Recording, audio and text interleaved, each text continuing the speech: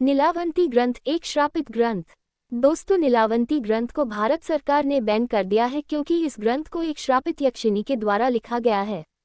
ऐसा माना जाता है कि जिसने भी लालचवश इस किताब को पढ़ने की कोशिश की उसकी मृत्यु हो गई या फिर वह पागल हो गया।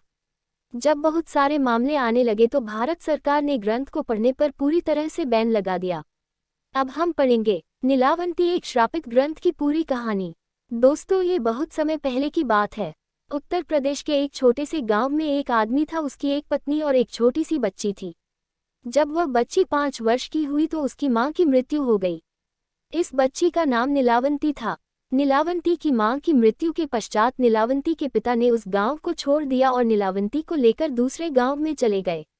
दोस्तों, नीलावंती के पिताजी को आयुर्वेद का अच्छा खासा ज्ञान था।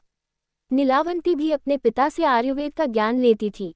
नीलावंती के अंदर एक खासियत थी कि वह पेड़ पौधों, जानवरों, पशु पक्षियों सबकी भाषा समझती थी।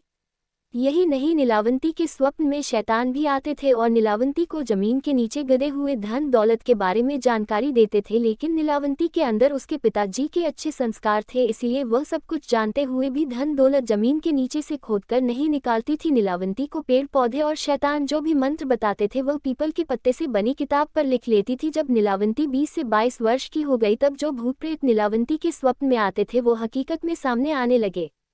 कुछ समय बाद नीलावंती को पता चलता है कि वो एक श्रापित यक्षिणी है जो कि एक श्राप की वजह से इस दुनिया से बाहर नहीं निकल पा रही है। उसे अपनी दुनिया में जाना था। ये सब बात वह अपने पिताजी को बताती है।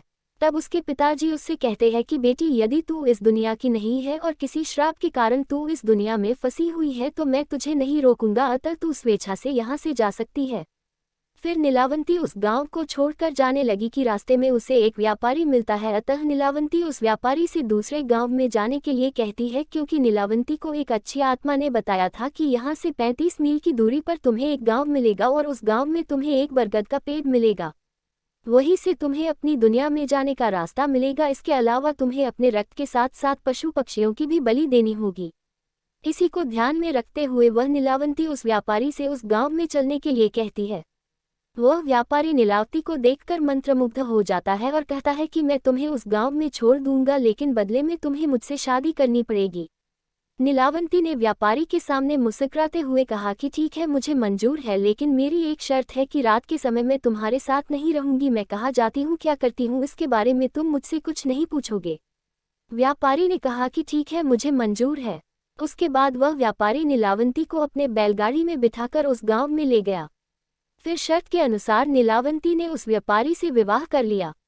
रात के समय नीलावंती प्रतिदिन बरगद के पेड़ के नीचे तंत्र मंत्र करने के लिए चली जाती थी। वहां पर वो अपना रक्त और पशु पक्षियों की बलि भी चढ़ाती थी।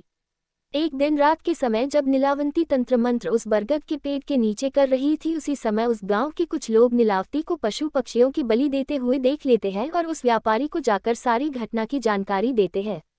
जब अगली रात को नीलावती अपने समय के अनुसार रात में तंत्र साधना के लिए निकलती है तो उसके पीछे पीछे वह व्यापारी भी चला जाता है और नीलावंती को तंत्र साधना करते हुए देख लेता है।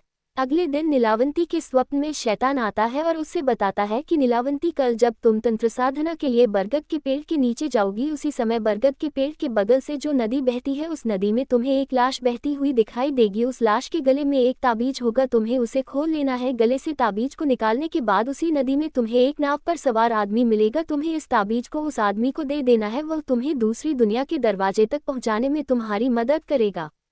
उस शैतान ने नीलावंती से ये भी कहा कि तुम्हें अपनी दुनिया में वापस लौटने का सिर्फ यही एक ही चांस मिलेगा, दोबारा चांस तुम्हें नहीं मिलेगा।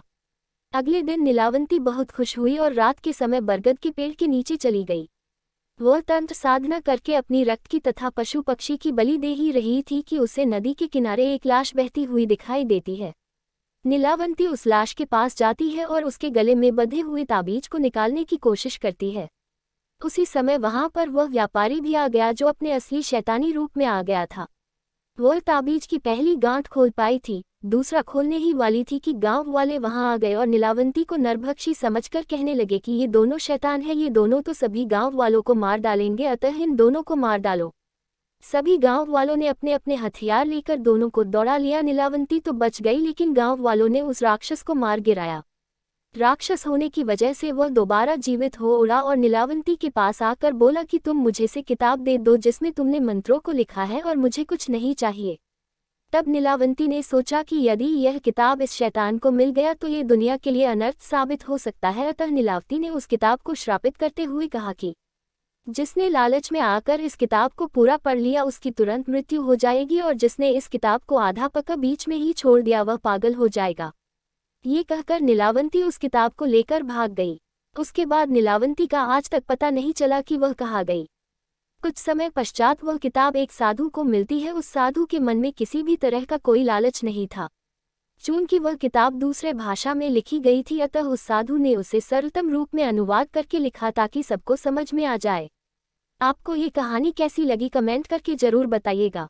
चैनल पर नए हो तो सब्सक्राइब जरूर कीजिएगा और वीडियो को लाइक और शेयर जरूर कीजिएगा। धन्यवाद।